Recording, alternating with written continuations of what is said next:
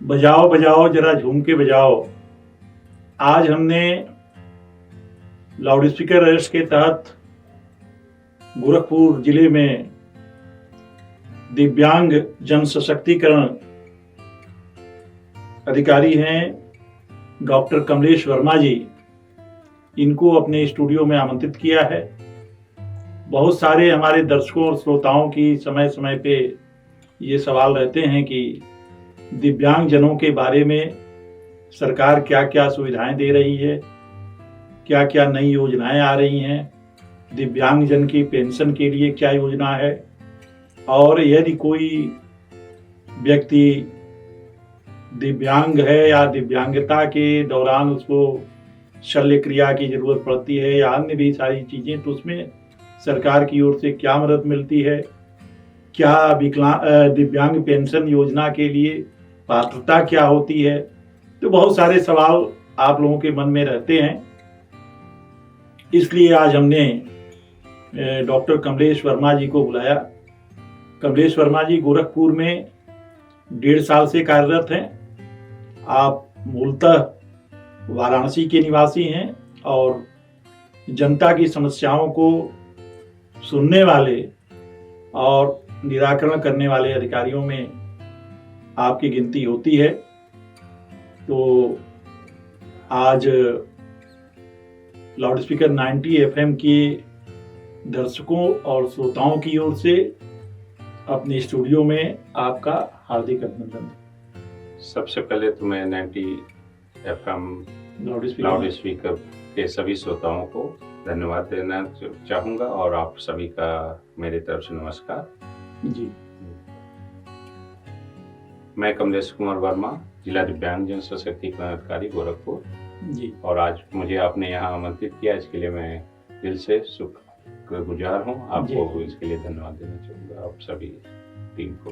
आप को बता दूं कि वर्मा जी MBBS डॉक्टर भी हैं और इनकी एक खास बात है, तो इसलिए दिव्यांग जनों की समस्याओं के प्रति आप खासे संवेदनशील भी रहते हैं। तो आज इसीलिए हम ये जानना चाहते हैं डॉक्टर साहब कि आप, सरकार ने एक विभाग बना रखा है।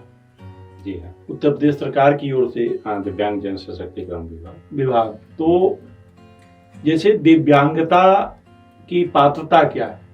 दिव्यांगता के लिए जो हमारी जीओ होती है, गवर्नमेंट ऑर्डर जो होते हैं, उसमें ये लिखी गई है कि किसी भी जो एक मतलब CMO के द्वारा जो अथराइज होते हैं, अगर कोई भी दिव्यांग जो 40% से ज़्यादा दिव्यांगता होती है, अपने किसी सामान्य कार्य करने में अक्षम है, वो 40% से ज़्यादा होगी तभी उसे दिव्यांग माना जाएगा, उसके नीचे को सामान्य की तरह ट्रीट किया जाएगा। जी। तो आप दिव्यांग जनों के लिए सरकार कौन कौन सी योजनाएं चला रही है? वर्तमान में देखी जाए तो एक तो सीधे डिपार्टमेंट के माध्यम से हो रही है और एक जो डायरेक्ट हम लोगों का डिपार्टमेंट कर रहा है, जिसमें अनेक कल्याणकारी योजनाएं हैं। जी। मुख्य रूप से इसमें देखा जाए तो पेंशन योजना है, दिव्यांग पेंशन योजना, जिसमें हम लेते हैं। अगर वर्तमान में देखा जाए तो उत्तर प्रदेश में लगभग 11 लाख से ज़्यादा ऐसे लाभार्थी हैं जो पूरे यूपी में, और यहाँ गोरखपुर की अगर हम स्पेसिफिक बात करें तो यहाँ लगभग 25,000 हमारे दिव्यांग भाई बंधु ऐसे हैं जो पेंशन का लाभ सीधे ले रहे हैं। अच्छा, ये पेंशन के लिए जैसे कैसे लोग अप्लाई करें? पहले तो ऑफलाइन भी हो जाती थी, अब चूंकि 2015 से सिर्फ ऑनलाइन ही प्रक्रिया है। sspy.gov.in पे एक पोर्टल है बना हुआ, जिसके तहत आप कोई भी, इसको मुख्य रूप से उनको 4 तरह के अपने सर्टिफिकेट लेनी होती है।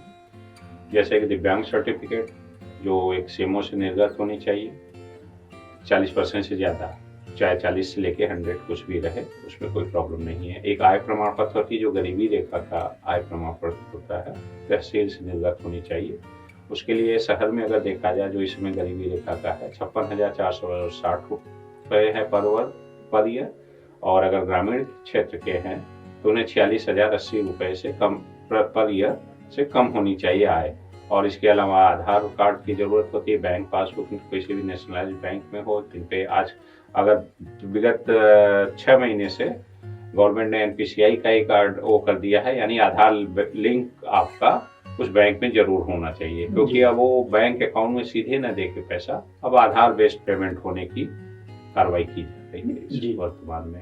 और तो फोटो के ये साथ आधार जैसे आय प्रमाण पत्र के लिए आपने कहा, तो जिसका जो अप्लाई करना चाहता है उसकी आय का प्रमाण पत्र बनेगा ना। जैसे मान लीजिए लड़की है 18 साल की, तो अभी वो माँ बाप पे डिपेंड है या केवल उसकी फैमिली की भी बनवा सकते हैं, तो फैमिली की आय भी चल जाती है, लेकिन सामान्यतः मेल के केस में हम लोग कोशिश करते हैं कि उसी के आय बने, जैसे कोई उसके अपने, हाँ अगर वो अपने बने हुए हैं तो कोई इशू नहीं है। जैसे वो विधवा है, विधवा की बच्ची है, विकलांग है, तो ऐसी कंडीशन में आय प्रमाण पत्र उस लड़की के नाम से बनेगा या उसकी माँ के नाम से बनेगा? उस लड़की के नाम से बनेगा तो बेस्ट है। अच्छा अच्छा। हाँ, लेकिन अगर उसके है तो पारिवारिक आय अगर उसमें लिखी जाती है जी, तो पारिवारिक आय उससे कम होनी चाहिए, लेकिन जी। सामान्यतः जैसे कोई मानसिक बच्चा है जी, तो उसकी तो कोई सामान्यतः आय होती नहीं है। जी, लेकिन कभी कभी लेखपाल या तहसीलदार के यहाँ से ये होती है कि भाई हम बनाएंगे इसके नाम से, तो उसमें कोई उसके नाम से तो सबसे अच्छी चीज है। जी, परिवार की आय फिर भी बदल सकती है और उसकी आय तो ऑलमोस्ट वही रहती है। जी, जी। जैसे बहुत से, जैसे मान लीजिए 18 साल की लड़की है, दिव्यांग है, तो वो अभी तो स्टूडेंट है। हाँ हाँ हाँ। तो ऐसी स्थिति में उसी के नाम से बन जाएगा। हाँ, बन जाएगा। हाँ, चूंकि जीरो का अवॉइड करते हैं तो आपको कोशिश करिए कि जो भी माँ बाप उसको खर्चा देते वही उसकी आय है, या स्कॉलरशिप जो पा रहे हैं बच्चे। जी जी जी। अच्छा, ये अप्लाई करने के कितने दिन बाद ये सारी प्रक्रिया पूरी होकर के और पेंशन चालू? सामान्य रूप से आप पहले तो प्रक्रिया जो है SSBY किसी भी पोर्टल से, चाहे आप अपने कंप्यूटर पे घर बैठे मोबाइल से चीजें कर सकते हैं, किसी जन सुविधा से जाके कर सकते हैं। मेन पर्पज था कि भाई आपको at home at your door step पे ही हम सारी फैसिलिटी उपलब्ध कराएं।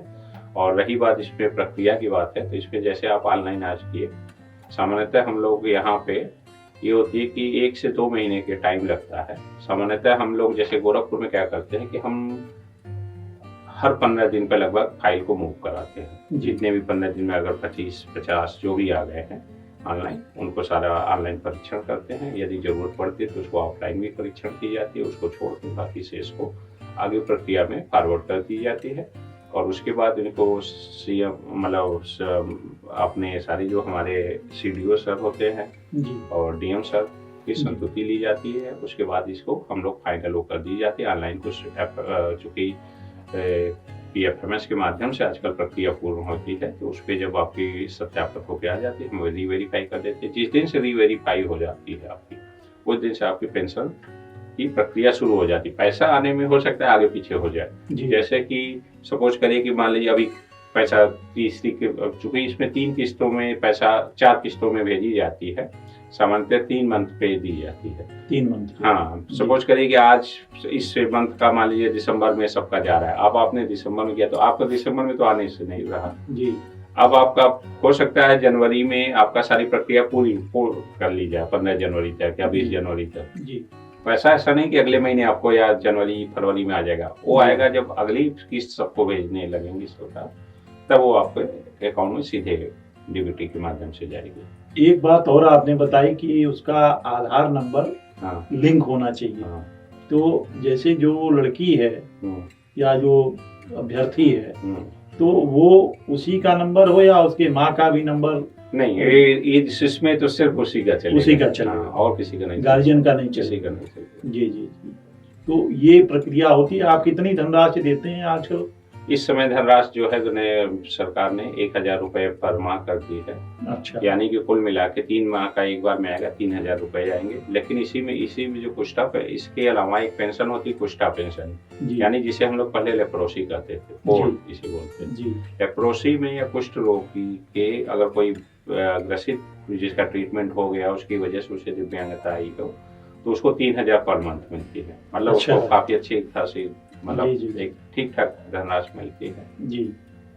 तो ये तो आपने एक, मतलब जो कुष्ठ रोगी हैं तो उनको 3000 रुपए पर मंथ, और बाकी के लिए 1000 रुपए।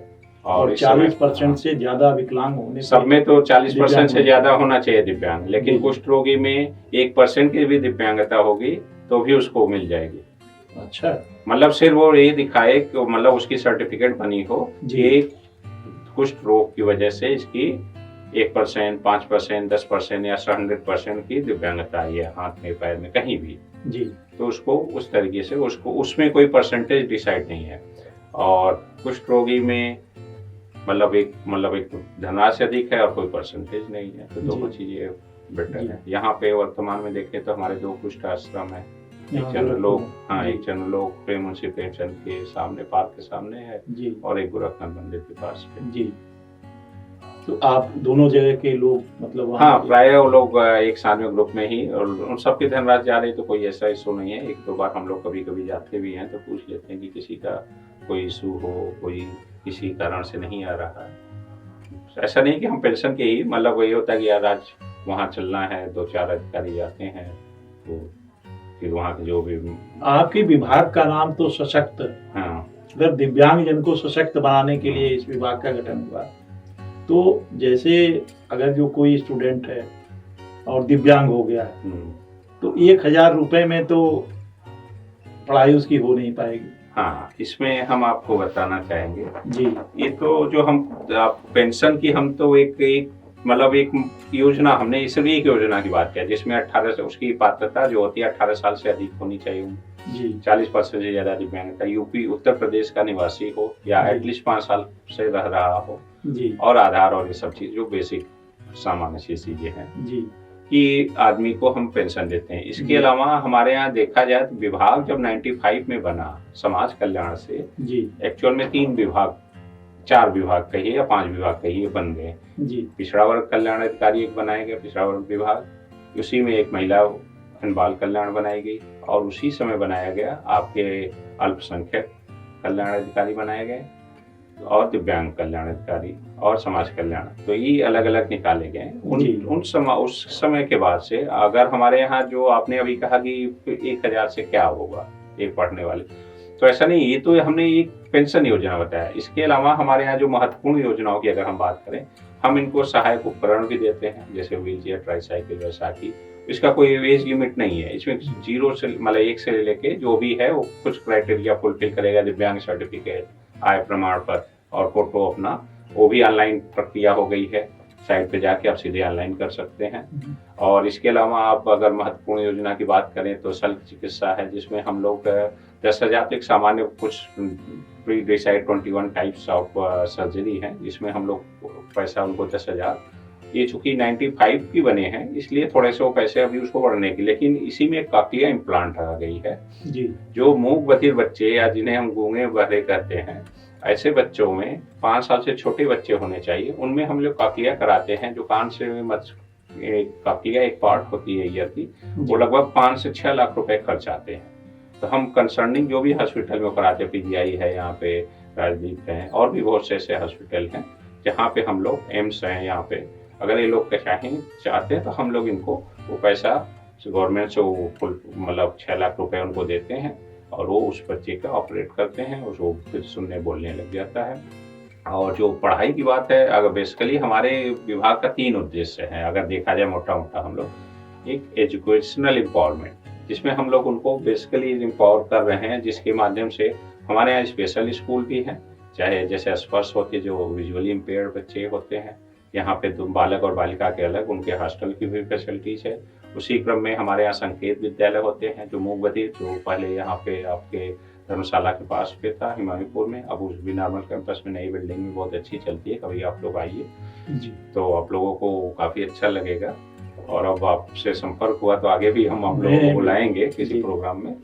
और इसके अलावा हमारे बचपन डे केयर चलती हैं। बचपन डे केयर में हम बेसिकली 3 से 7 साल के बच्चों को देखते हैं, 3 कैटेगरी के बच्चों को सिर्फ वहाँ हम लोग उनको प्री नर्सरी एजुकेशन देते हैं, उनको घर से लाना, पढ़ाना, फिर उनको घर वापस देना, मिड डे मील भी दिन में देना, और ड्रेस व्रेस भी हम लोग वितरण करते हैं, निःशुल्क सब कुछ होती है उनको।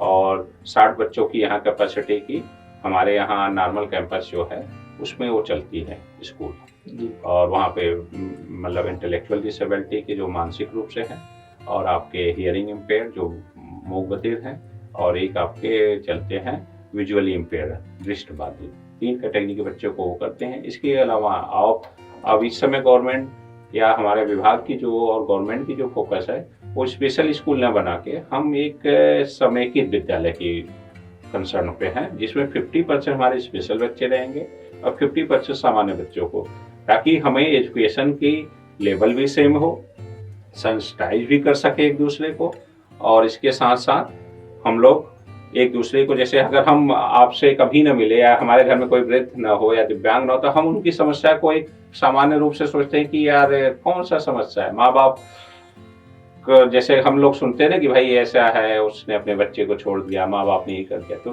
कुछ तो रीजन होगा। जब हम समस्या को जानते हैं, जब उन बच्चों के साथ या इन लोगों के साथ हमारे ग्रुप में रहते हैं, अगर कोई कहता है कि भाई ये बहुत पिछड़ी जगह से है, जो बच्चा कभी, जैसे अब अगर हम कहें कि हम दूर दराज एक गांव से, कोई गोरखपुर के ले लें या कहीं भी किसी जनपद में ले लें, कि भाई जो मेट्रो शहर नहीं देखा है, कभी शहर नहीं गया है, अगर आप उससे एक एग्जांपल दीजिए कि यार मेट्रो ऐसे रन करती है, मेट्रो तो ऐसे क्या- चलती है, क्या वो क्या इमेज करेगा? वो कहेंगे, आप कहेंगे कि ट्रेन की तरह चलती है, तो वो चीज उसका हल तो वही हाँ, होगा जो अंधा और हाँ, वो स्पर्श करते हैं। हाँ, ठीक तो वही चीज, तो चीजें लेवल प्लेइंग फील्ड के लिए गवर्नमेंट बहुत सी चीज कर रही है कि लोग सेंसिटाइज हों कि भाई दिव्यांगों को क्या एक्चुअल नीड है, क्या एक्चुअल हम दे रहे हैं, और इसके कैसे और इम्प्रूव कर ले।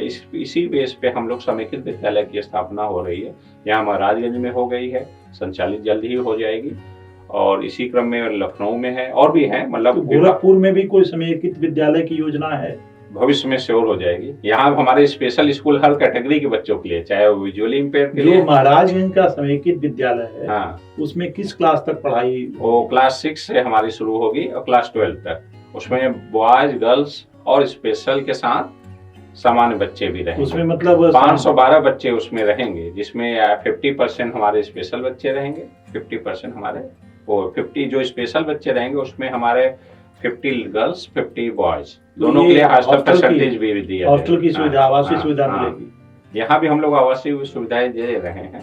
अच्छा, अभी यहाँ 100 का हम लोग दे रहे हैं, लेकिन हमारे वो स्पेशल है, जैसे विजुअली इम्पेयर के लड़कियां हैं, विजुअली इम्पेयर के लड़के, उनको 100 बच्चों को हम आवासीय सारी सुविधाएं दे रहे हैं। और अगर हायर में हम जाएं, जो इस समय 2 यूनिवर्सिटी हैं, शकुंतला मिश्रा यूनिवर्सिटी, जो लगभग 4200 या 5200 बच्चों की, हाँ 5200 बच्चों की कैपेसिटी रखती है एक सेशन में, जिसमें 2600 लगभग बच्चे हमारे स्पेशल कैटेगरी के होते हैं, 2600 वो हैं, और अलग अलग स्ट्रीम के हैं। इसी क्रम में रामभद्राचार्य यूनिवर्सिटी, जो चित्रकूट की जो प्राइवेट के लिए हुआ करती थी, उसको भी विभाग ने ग्रहण करते हुए उसको तो एक सरकारी उस पर रूपरेखा और सारी चीज, मतलब संचालन उसका इस समय हमारे यूपी गवर्नमेंट के माध्यम से और हमारे विभाग के माध्यम से चलाई जाती है। वर्मा जी, एक बात आपने भी बताई, बहुत मुझे अच्छा लगा कि क्योंकि एक समाज में अब तो धीरे धीरे एक अवधारणा बदल रही है। नहीं तो पहले दिव्यांग जनों को लेकर के, जैसे किसी का बच्चा ब्लाइंड हो गया या किसी का बच्चा डेफ एंड डम हो गया, तो घर वाले उसको एक अभिशाप की तरह मानते थे कि कैसे क्या करेगा, इसका जीवन कैसे चलेगा, और आंख नहीं है तो सब सून है। लेकिन अब तो सारी चीजें ब्रेल लिपि में उनकी पढ़ाई होती है। तो ये डेफ एंड डम के लिए, या जैसे कोई बच्चा है डेफ एंड डम, तो उसके गार्जियन चाहते हैं कि उसको पढ़ाना, तो उनको कैसे विभाग से कांटेक्ट करें? वो किसी भी कैटेगरी का बच्चा हो, विभाग में हमारे, जैसे हम लोग विकास भवन में बैठते हैं जी, 7 नंबर कमरे में दिव्यांग, हर जिले में कोई न कोई, कहीं न कहीं, या विकास भवन या जिला कार्यालय, मतलब डीएम कार्यालय में, दोनों में से, या कहीं आसपास के ही कहीं उनकी ऑफिस जरूर होगी। जिले में, हर जिले में है। एक तो सीधे है कि भाई अपने जिले में जाइए, वहाँ डीएम सीडीओ से एक ऑफिस से या सीधे आप कॉन्टेक्ट कर सकते हैं कि महोदय मुझे ये है, मेरा ये समस्या है। अगर आप पढ़ाई के लिए, जैसे अगर हमसे कोई कहे गोरखपुर में मुझे पढ़ना है, तो हम उससे कहेंगे कि भाई आप फला ऑफिस में आइए, आप फरवरी से मार्च के बीच में आप हमारे फला स्कूल में, प्रिंसिपल का ही नंबर है, आप प्रिंसिपल से मिलिए। क्योंकि हम लोग सामान्यतः क्या होती है कि नए सेशन शुरू होने से पहले उन बच्चों को फॉर्म कलेक्ट करते हैं। सपोज करिए हमारे पास 10 सीटें हैं, अगर 50 बच्चे आएंगे तो फिर कंपटीशन कराना पड़ेगा जी। और तो अगर उनकी क्या पढ़ाई की सुविधा निःशुल्क होती है? सारी चीजें निःशुल्क होगी, वहाँ रहना, पढ़ना, खाना पीना।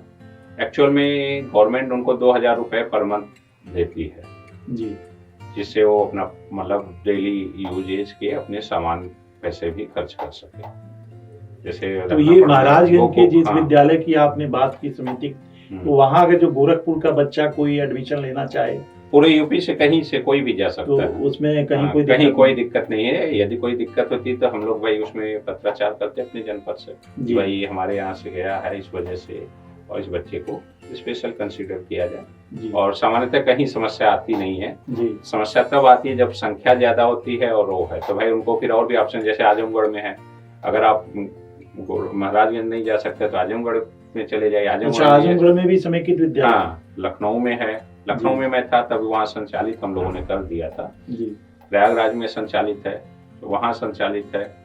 आजमगढ़ में भी कुछ टीचर गए हैं तो श्योर हूँ कि वो भी हो सकता है संचालित ही हो, मुझे चूंकि उसके बारे में बहुत डिटेल में नहीं मालूम है अभी।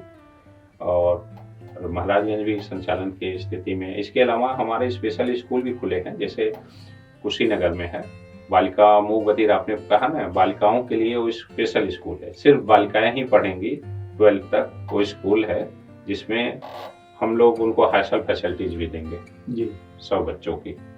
तो आप खुद समझ सकते 100 बच्चे तो सफिशिएंट होते हैं। बिल्कुल।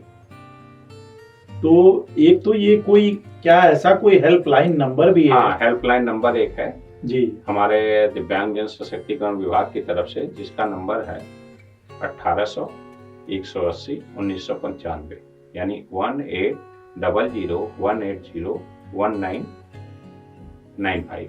आप लोग इस नंबर को ध्यान से नोट कर लें, क्योंकि बहुत सारे लोग जो अपनी समस्याओं के लिए एक मार्गदर्शन चाहते हैं तो इस हेल्पलाइन नंबर पे जा करके वो वहाँ से अपनी मदद के लिए वहाँ अनुरोध कर सकते हैं और वहाँ से जानकारी भी। हाँ, और बहुत सी चीजें इसके अलावा भी, अगर जो डिजिटली साउंड है, जी सबके पास मोबाइल, स्मार्टफोन और ये चीजें हैं, वो लोग कंप्यूटर सिस्टम भी, चाहे दिव्यांग हो सामान्य, सब लोग लगभग एक्सेसिबल लगभग सबके पास है। तो लोग upswd.gov.in लॉग इन करेंगे तो उसमें सारी योजनाओं के बारे में है, उसका कैसे पात्रता है, क्या योजनाएं संचालित हैं, आप पात्र हैं अपात्र होंगे, और उसको कैसे ऑनलाइन करेंगे, सारी प्रोसेस है उसमें, और कैसे आपको पैसे धनराशि, यदि कोई समस्या आ रही तो आप कैसे। तो आपके पास दोनों चीजें, आप तो अगर आप मोबाइल से जा सकते हैं तो उससे जा सकते हैं, अगर वो भी नहीं है आप डिजिटली साउंड, भाई हो सकता है कुछ चीजें कभी कभी कहता है कि साहब अंग्रेजी है या हिंदी है, मुझे पढ़ने नहीं आता, तो भाई आप सीधे बात कर सकते हैं कि महोदय। और इसके अलावा बहुत सी आजकल शिकायत के भी वो ऑप्शन है, शिकायत इन सेंस की यद्यपि वो शिकायत नहीं है तो लेकिन वो आम पब्लिक की शिकायत सुनने के लिए ही बनी है, वो एक तरह से हेल्पलाइन ही है। अगर मुख्यमंत्री हेल्पलाइन है, मुख्यमंत्री संदर्भ है, जैसे 1076 है नंबर, और भी ऐसे बहुत से महिला हेल्पलाइन होता है कि 1096 होते हैं, चाइल्ड हेल्पलाइन, जैसे हम पुलिस को कोई है कि भाई डायल 100 कर दो, आप कहीं भी रहिए किसी तरह की समस्या, वो एटलीस्ट आपकी समस्या, आपका उसका समाधान और किससे मिलने से आपकी समाधान होगी वो सब डिटेल हो सकती है। तो आपके पास कई आजकल माध्यम तो बहुत से हो गए हैं, चाहे आप सीधे फोन करिए अगर नहीं जाना है, दूसरा पढ़ के आप देख सकते, तीसरा अगर जा सकते तो हमारे ऑफिस तक आइए। आमतौर पे लोग, जैसे अभी आपने दिव्यांग पेंशन की बात बताई, बहुत सारे लोग ऐसे मिलते कहते साहब हमारा हुआ नहीं, हम तो बहुत कई बार दौड़ चुके। तो इस तरह की जो शिकायतें आती हैं तो उसमें क्या नॉर्मली लोग गलतियां करते हैं या अप्लाई करने में, या क्या प्राय 2-3 चीजें होती हैं जो हमने अभी देखा है अपने इतने मतलब 10 सालों की सर्विसेज में जी। हमने जो देखा कि सामान्यतः जैसे जो लोग कहते हैं कि साहब मैंने अप्लाई किया था, आप कहेंगे कि जरा ऑनलाइन किए थे, अगर किया था तो हमें जरा फॉर्म अपना रजिस्ट्रेशन नंबर दीजिए, हम चेक कर सकते हैं। आप स्वयं भी चेक कर सकते हैं, कोई भी चेक कर सकता है।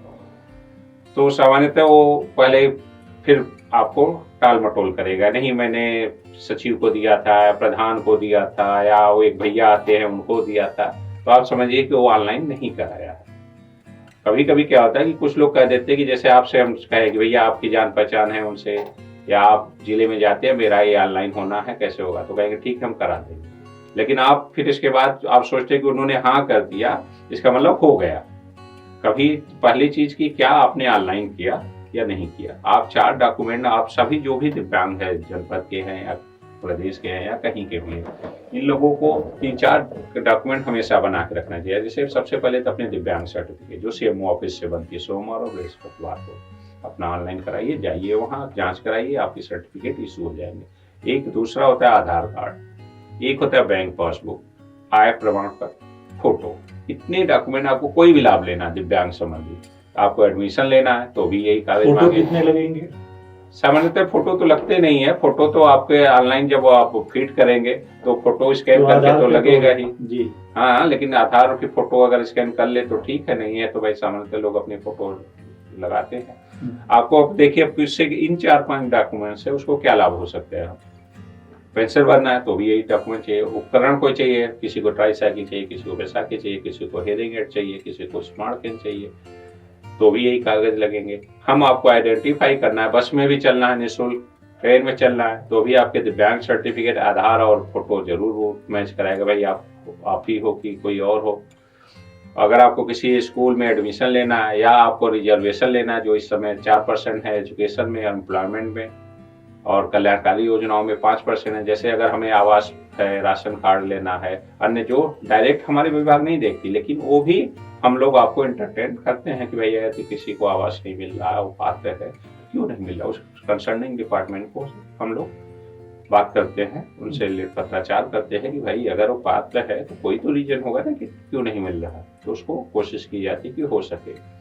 इसके अलावा अगर कंप्लेन की शिकायत है तो सबसे ऊपर देखा जाए तो यहाँ पे दिव्यांग राज्य आयुक्त होते हैं, वो हाँ लखनऊ में निशादगंज में बैठते हैं जी। तो वहाँ भी आप अपनी शिकायत दर्ज कर सकते हैं, या कोई चीज़ अगर लिखित में भी भेजना चाहे पोस्ट कार्ड से भी भेज दीजिए, तो उस पर वो कंसीडर करते हुए कंसर्निंग डिस्ट्रिक्ट को भेजते हैं। कोई भी चीज़ आप डालेंगे तो फाइनली वो आके आपके कंसर्निंग डिस्ट्रिक्ट पे ही आएगा, चाहे वो गोरखपुर से हो, बनारस से हो, कहीं से भी हो, चाहे लखनऊ से हो। और फिर उसके बाद हम लोग उस पर एक स्थलीय निरीक्षण या स्थलीय उनका जाँच वो करते हैं, चाहे डायरेक्ट कर लेते हैं, कभी कभी हम लोग वीडियो के माध्यम से करा लेते हैं कि इस गांव में ये चीज़ है, जरा इसके बारे में हमें डिटेल दे दीजिए। समय समय पे जैसे आप लोग तो अपने हिसाब से सारी जानकारी देते रहते हैं, और सरकार की पूरी मंशा है कि दिव्यांगजनों की मदद हो, लेकिन कहीं कहीं कुछ दिक्कतें आती भी हैं। तो जैसे आपने अभी ये कहा कि दिव्यांग पेंशन के लिए उनको ऑनलाइन अप्लाई करना जरूरी है। हाँ, तो उसमें जैसे आपने कहा क्या गलतियां होती, गलतियां में एक होती कि वो ऑनलाइन स्वयं नहीं करता है कभी कभी। अच्छा। पहली गलती होती है ऑनलाइन नहीं करना, हो सकता है उसने किसी और को दिया, वो भूल गया, या साइबर कैफे वाले क्या आपके विभाग में भी कहीं जा करके वहाँ आपके ऑफिस में भी कहीं पर्पज उसका यही था जी कि प्राय जैसे आपके नाम में कोई गलती हो जाए, कोई चीज फॉर्म भरने में गलती हो जाएगी, तो आप तो ये कहोगे ना कि साहब फला का बाबू या फला विभाग ने जानबूझ के गलती कर दिया, ठीक है, जबकि आपको सारी चीज पढ़ाया जाता है। जी जी। आप किसी साइबर कैफे पे भी जाएंगे, अपने स्वयं के सिस्टम पे बैठेंगे तो स्वयं जिम्मेदार है आपने कैसे भरा। अब तो साइबर कैफे वाले कर देते हैं। हाँ, सब लोग कर देते हैं, आप स्वयं भी कर सकते हैं।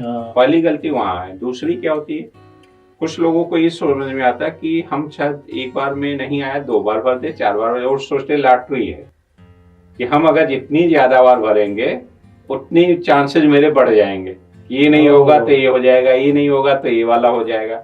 तो उसमें क्या होती है कि वो पीएफएमएस माध्यम से जो पैसा आती है, पैन इंडिया एक है पीएफएमएस माध्यम, पीएफएमएस माध्यम पे डुप्लीकेट शो होने जाती है, जहां वो डुप्लीकेट शो होने लगेगा वो रुक जाएगा अपने आप, जब तक वो बाकी फार्म को हम एलिमिनेट नहीं करेंगे, जो इसको एक को हमें फॉरवर्ड करना है। तो एक तो ये रीजन होता है कि साहब मैंने भरा, वो कागज नहीं मिल रहा है तो मैंने दोबारा जाके ऑनलाइन करा दिया, या थोड़ा सा हमें लगा कि इनका तो आ गया पैसा, मेरा नहीं आया, 15 दिन बाद हमने दूसरा करा दिया। तो 2 चीज, एक तो ध्यान देना कि एक बार करा लिया तो उसको बार बार नहीं कराइए, पहले चीज ऑनलाइन कराइए, दूसरी चीज बार बार नहीं कराइए, तीसरी चीज जब तक आपका पैसा एक बार नहीं है तब तक आप कुछ, कभी कभी नियम और चेंज होते हैं, जैसे कि पहले हम लोग अकाउंट बेस्ड पेमेंट करते थे, अब इस बार से हो गया कि हम आधार बेस्ड पेमेंट करेंगे। तो क्या आपने आधार यूज किया था या नहीं किया था, अब चूंकि तो आधार के बगैर ऑनलाइन ही नहीं लेगा, पहले ये चीज फैसिलिटीज नहीं, मतलब ये कंपलसरी नहीं था ये फैसिलिटीज की, आधार आपने नहीं लगाया तो भी वो आपका फॉरवर्ड हो गया। अब वो आपका कुछ चीजें बिना उसके लिए वो आगे फॉरवर्ड ही नहीं करने देगा। और तीसरी चीज है, बैंक से कभी कभी होती है कि हो सकता है बैंक में हमने पैसा नहीं रखा, बैंक ही आपकी फ्रीज है, या अकाउंट नंबर आपने कुछ ही 1150 लिखना था, आपने 40 लिख दिया, 60 बढ़ा दिया। उस समय आपको नजर नहीं आया, लेकिन बाद में आपको नजर आया कि ऐसी ऐसी गलतियां हो गई। ये सब कुछ बेसिक त्रुटि होती है। और कभी कभी बहुत जैसे और साइबर जैसे कैफे त्रुटि हो गई, हाँ जैसे हाँ। त्रुटि हो गई तो उसके बाद उसका निराकरण कैसे हो? हाँ, निराकरण क्या हुआ? निराकरण में पहला तो ऑनलाइन अगर नहीं कराए तो ऑनलाइन तो हम चेक करके आपसे डिटेल लेंगे और हम चेक कर लेंगे कि भाई आप जाइए आज ही करा के लाइए, हम आपको आज ही मैं यहाँ से फॉरवर्ड की प्रक्रिया में डाल देता हूँ, बाकी आपकी प्रोसेस होती है। जैसे मैं ये कह रहा हूँ पहला चीज, और दूसरी गलती हो गई कि एक बार से ज्यादा हो गई, तो आप एक एप्लीकेशन दोगे कि आपकी कौन सी वाली सही है। हो सकता है आपने कुछ चीजें गलत किया, तो आपने सोचा कि वो गलत होगा, उसको मैं रिजेक्ट करा दूंगा, एक नया भर देता हूँ। सपोज के मैं डॉक्यूमेंट लगा रहा था कि मेरा दिव्यांग सर्टिफिकेट लगना था, वहां लग गया मेरा कोई ब्लैंक पेपर, या हो सकता है किसी और का लग गया, या हो सकता है मेरा बैंक पासबुक लग गया। अब मैं ऑनलाइन जब चेक करूंगा तो वहां वो दिव्यांग सर्टिफिकेट शो नहीं करेगा, तो हमें डाउट होगा कि आपने सर्टिफिकेट है कि नहीं है, और वो हमेशा शो करेगा, तो हमें वो रिजेक्ट ही करना पड़ेगा।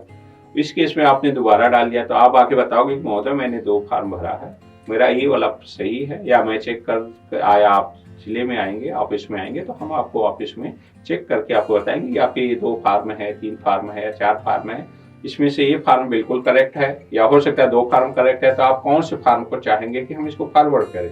तो आप लिखित में एक एप्लीकेशन दे देते हैं या बता देते हैं, तो हम लोग सामान्यतः उसको फॉरवर्ड कर देते हैं, बाकी से इसको रिजेक्ट करके एलिमिनेट कर देते हैं।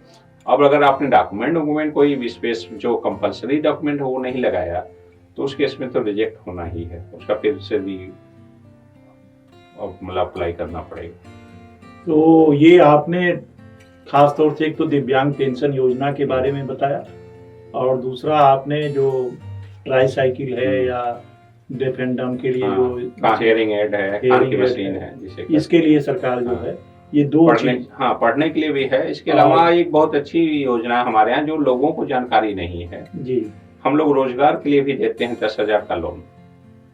कोई भी दिव्यांग अगर जो 18 साल से ऊपर मतलब जो काम कर सकता है, या काम मतलब काम का इंश्योरेंस की 18 साल के ऊपर की, जो कि हमारे यहाँ नहीं तो चाइल्ड लेबर में अब उल्टा हो जाएगा, तो उस केस में आपको 10,000 का हम लोग, जैसे सामान्यतः लोग क्या करते हैं कि साहब दिव्यांग है, कोई 1,000 भी वो लेके अपनी दुकान करना चाहे तो कोई नहीं देने वाला, 5,000 भी नहीं देता है, तो 10,000 तक हम लोग देते हैं।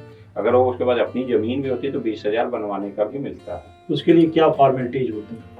फॉर्मेलिटीज वही जो मैंने डॉक्यूमेंट 4-5 कहे, वो डॉक्यूमेंट देना होगा आपको, ये बताना पड़ेगा, ऑनलाइन करना पड़ेगा कि महोदय मैं चाय की दुकान करना चाहता हूँ, मैं फल की सब्जी लगाना, फल या सब्जी की दुकान लगाना चाहता हूँ, ठेला पे लगाना चाह रहा हूँ, ये है, या मैं बाल काटता हूँ, मैं बाल की, या मैं ब्यूटी पार्लर गाँव में मतलब अपने गली मोहल्ले में खोलना चाहती हूँ, मैं सिलाई का काम करती हूँ, कोई भी जो सामान्यतः 10,000 में आपका फुलफिल हो सके, या कोई दुकान ऑलरेडी चल रहा है उसको और एक्सपेंड करना चाह रहे हैं, 10,000 में मिल जाती, तो उसमें क्या होता है कि 10,000 का हम लोग लोन देते हैं 4% सिंपल इंटरेस्ट पे, उसमें सिर्फ 7,500 उसको वापस करना होता है, शेष 2,500 उसको ग्रांट के रूप में माफ होती है। तो एक तरह से भाई एक तो उसको सब्सिडी, हाँ पैसा मिल गया, तो अपनी बिजनेस या कोई भी काम है, बिजनेस इन सेंस की कोई भी काम है अपना, मंडी से गया आलू ही खरीद लाया, दिन भर में बेच के ठेले पे काम अपना कुछ प्रॉफिट हो गया अपना, फिर पैसा कुछ चुकता कर देगा। एक तो ये है, और इसके अलावा एक जो मैं महत्वपूर्ण योजना की बात कर रहा था उसमें एक है दिव्यांगों से शादी करने पे गवर्नमेंट उनको प्रोत्साहित करती है। अगर लड़की दिव्यांग होती है तो उसको 20,000, लड़का होता है तो 15,000, दोनों हैं एक दूसरे से अगर शादी करते हैं तो उस केस में 35,000 रुपए उनको ग्रांट के रूप में मिलती है, चाहे वो भले ही सामूहिक शादी से हो या किसी भी धर्म जात कास्ट किसी भी तरीके की शादी हो, मैं मतलब उसको प्रॉपर रूप से शादी, जैसे मुख्यमंत्री सामूहिक विवाह योजना में भी तो उसमें भी उसको लाभ मिला, और आपने एक दिव्यांग के साथ शादी किया तो इसलिए ये विभाग भी आपको प्रोत्साहित करेगा। अच्छा, हाँ, तो एक तरह से देखा जाए तो उसको लगभग 70, अगर मान लो दोनों है दिव्यांग, 35,000 उधर से मिला, 35,000 इधर से मिला, आपको लगभग 70,000 रुपए मिल गए, तो आप अच्छी खासी अपनी जीविका चलाने के लिए, अब शादी हो गई तो भाई जीविका भी चलाना है, माँ बाप पे आप डिपेंडेंट नहीं रह सकते जी जी, तो उसमें हस्बैंड एंड वाइफ दोनों लोग मिलके अपनी कोई दुकान शॉप ऐसे कोई चीज डाल सकते हैं। सामूहिक सेल्फ हेल्प ग्रुप के माध्यम से भी DCNRLM साहब भी कराते हैं, दिव्यांगों का कई ग्रुप बने हैं, और भी बहुत से ऐसे जो प्राइवेट हमारे NGO हैं वो सब भी काम इसमें फील्ड में बहुत अच्छे से काम कर रहे हैं। जी। तो और कोई दिव्यांगजनों के लिए कोई संदेश या कोई महत्वपूर्ण बात जो मेरे सवाल के अलावा बच रही हो तो आप बता सकते हो? तो यही कहना चाहूँगा कि सभी दिव्यांगजनों से, चाहे वो किसी भी उम्र और के हों और किसी भी प्रकार के दिव्यांग हो, सबसे पहले तो अपना 4-5 डॉक्यूमेंट जरूर बनवा लें। दिव्यांग सर्टिफिकेट, उसके लिए बिना दिव्यांग सर्टिफिकेट के कोई भी मान्य नहीं है कि आप दिव्यांग हैं या नहीं। भले ही आपको दिख रहा है तो उसके लिए आपको सीएमओ ऑफिस में जाना पड़ेगा। सोमवार या बृहस्पतिवार को यहाँ गोरखपुर में बनाए जाते हैं। सिविल जो हॉस्पिटल है उसके ठीक सामने उसी वाले में बनती है जी। वहाँ पे आप जाइए, अपना सर्टिफिकेट पहला बनवा लीजिए, क्योंकि कोई भी लाभ पाना है, कोई भी चीज है, आपके कह देने से मात्र से नहीं होगा, क्योंकि हर आदमी कहेगा कि आजकल हर चीज ऑनलाइन होता है। दूसरा, अपना आधार कार्ड जरूर बनवा के रखें, फोटो 1-2 रखवाएं और अपनी आय जो 18 साल के ऊपर है अपनी आय प्रमाण पत्र बना लें साथ। और इसके साथ साथ आप लोग किसी भी, चाहे हेल्पलाइन मैंने जो बताया 1808 180 1995, या आप अगर सिस्टम से पढ़ सकते हैं तो उस योजना जैसे upswd.gov.in पे भी आप जाके अपना देख सकते हैं कि कौन कौन सी योजनाएं विभाग द्वारा संचालित है। इसके अलावा आपको वो वहाँ के जिले के जो भी जिला दिव्यांगजन सशक्तिकरण अधिकारी है, कभी कभी आप लोग वहाँ जाते हैं तहसील दिवस पे, जबकि उसमें तो जिले में भी नहीं आना था, आपके तहसील पे, तहसील पास में चले गए, वहाँ हर अधिकारी होते हैं, वहाँ आप मालूम कर ले कि साहब कौन कौन सी योजना है। हम लोगों की ब्लॉक वाइज कैंप भी लगते, तो उस कैंप पे भी आपको बहुत से चीज़ें, ऐसे चीज़ें मतलब हम लोग बता देते हैं, पम्पलेट के माध्यम से भी देते हैं। तो आपको इन सब माध्यम से तो बेसिकली आप लोग अपने डॉक्यूमेंट पूरा करें और जानकारी अगर आपको है तभी आपको उसका लाभ ले पाएंगे। अगर आप इग्नोरेंस कर रहे हैं या आपकी जानकारी का अभाव है तो इस केस में आपको कोई लाभ पाने से वंचित रह जाएंगे। तो बेटर है कि आप योजनाओं के बारे में अन्य विभागों में भी जाएंगे। जैसे अगर आपको राशन बनवाना है तो राशन किसी भी वहाँ जाएंगे तो बताएंगे कि मैं दिव्यांग हूँ, अब बताइए मेरा राशन कैसे बनेगा, तो वो बता देगा कि आपको ये काम करना है। सबसे पहले आपका दिव्यांग सर्टिफिकेट मांगेगा, आधार मांगेगा, कहेगा आपका जल्दी हो जाएगा। आपको आवास लेना है, चाहे वो ग्रामीण में है या शहर में है, तो दिव्यांग का जो भी आवास का है उसके माध्यम से आप उसको आवास भी ले सकते हैं, जो भी, क्योंकि उस पर 5% कोटा है तो उस कोटा को तो फुलफिल करना ही है। जो आवास की बात आपने की, तो जो कोई दिव्यांगजन आवास चाहता है तो उसके लिए वो अप्लाई कहाँ करेगा? अपने ब्लॉक में बीडीओ साहब को दे सकता है, वैसे प्रधान सीधे देते हैं। अच्छा। सेक्रेटरी प्रधान के माध्यम से ब्लॉक पे जाती है। अब मतलब हो सकता है कभी कभी कुछ लोग कहते हैं कि साहब मेरा प्रधान नहीं सुनता, सेक्रेटरी से मेरी बनती नहीं है, तो आप सीधे ब्लॉक पे बीडीओ से कर सकते हैं। बीडीओ नहीं सुनता तो डीडीओ साहब करते हैं जिले में। और इसके बाद शहर में जाते हैं तो डूडा होता है, अन्य आवास उसमें उनको आवास में भी कुछ रियायत है? हाँ हाँ, और उनका कुछ कोटा है उसमें? हाँ, 5% का कोटा है सब में। अच्छा, तो ये तो बहुत अच्छा है कि दिव्यांगजनों के राशन कार्ड ये है, बस में चलने के लिए, सरकारी बस में, यूपीएसआरटीसी में, ऐसा नहीं कि सभी बसों में। जी जी। और कुछ मानक हैं, उसके अनुसार आप टैक्स छूट हैं, आवास, जल कल और जो हम लोग टैक्स देते हैं, वाटर टैक्स, हाउस टैक्स, उन सब में छूट है, इनकम टैक्स में छूट है, ट्रांसफर पॉलिसी में अगर आप गवर्नमेंट जॉब में हैं, ये नहीं है तो एजुकेशनल बहुत से हैं, सामान्य स्कूलों में, यूनिवर्सिटी, इन सब में जाएंगे, फॉर्म भरेंगे, फीस में है कंसेशन, आपकी अलग से वो कंपटीशन आपके बीच कराई जाती है, लेवल प्लेइंग फील्ड दी जाती है। तो ऐसे बहुत सी चीज़ें हैं। आप चाहें तो किसी भी दिन आप लोग मतलब वर्किंग टाइम पे आप लोग वहाँ पे हमारे ऑफिस में भी आके योजनाओं के बारे में जानकारी ले सकते हैं। जी जी। तो ये आज हमारे साथ थे डॉक्टर कमलेश वर्मा जी, जिन्होंने आपको दिव्यांगजनों के बारे में सरकार की ओर से चलाई जा रही बहुत सारी योजनाओं के बारे में जानकारी दी।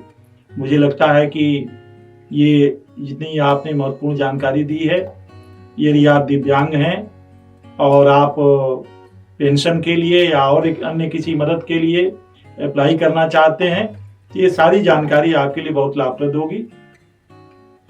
डॉक्टर कमलेश वर्मा जी, आपने हमारे श्रोताओं और दर्शकों के लिए समय निकाला, इसके लिए लाउड स्पीकर 90 FM की ओर से मैं आपका आभार व्यक्त करता हूँ।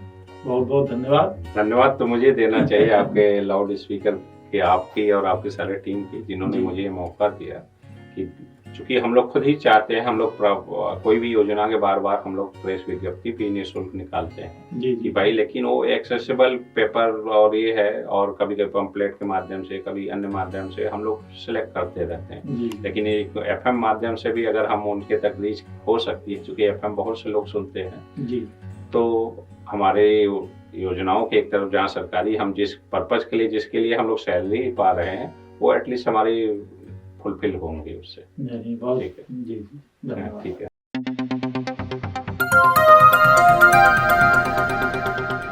बजाओ जरा झूम के बजाओ, बजाओ बजाओ जरा झूम के बजाओ।